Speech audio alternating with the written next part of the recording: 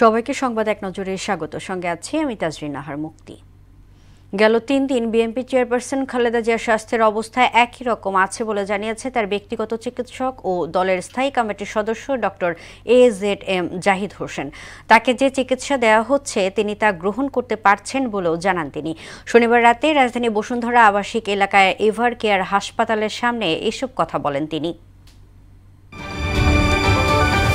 খালেদা জিয়াকে চিকিৎসার জন্য বিদেশে নেয়ার ব্যবস্থা থাকলেও তার শারীরিক অবস্থার ধকল সামলানোর মতো অবস্থায় নেই বলে জানিয়েছে বিএনপির মহাসচিব মির্জা ফখরুল ইসলাম আলমগীর। আর গণতন্ত্র পুনরুদ্ধারের প্রতীক বেগম খালেদা জিয়ার রোগ মুক্তিতে দোয়া চাইলেন দলের সিনিয়র যুগ্ম মহাসচিব রুহুল কবির রিজভী। এ সময় দলের পক্ষ থেকে হাসপাতালের আশেপাশে ভিড় না করার আহ্বান জানানো হয়। ডিসেম্বরের দ্বিতীয় সপ্তাহে ত্রয়োদশ জাতীয় সংসদ নির্বাচনের তফসিল ঘোষণা হবে বলে জানালেন প্রধান নির্বাচন কমিশনার AMM নাসির উদ্দিন।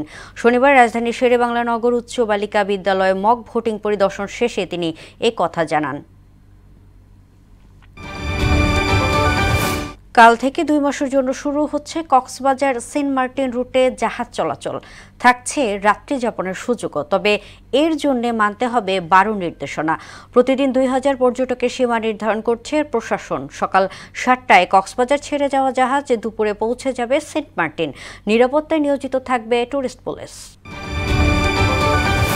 বিপিএলের দ্বাদশ আসরের নিলাম বসছে আজ বিকেল 4টায় রাজধানীর হোটেল রেডিসনের গ্র্যান্ড বলরুমে অনুষ্ঠিত হবে এই নিলাম অনুষ্ঠান, যেখানে 6টি ফ্র্যাঞ্চাইজি তাদের পছন্দের খেলোয়াড়কে ভিত্তি মূল্যে অথবা অন্য ফ্র্যাঞ্চাইজির চেয়ে বেশি অর্থ দিয়ে কেনার সুযোগ পাবে। তবে এর বাইরে 4 জন করে সরাসরি চুক্তিতে সই করানোর সুযোগ ফ্র্যাঞ্চাইজিগুলোর।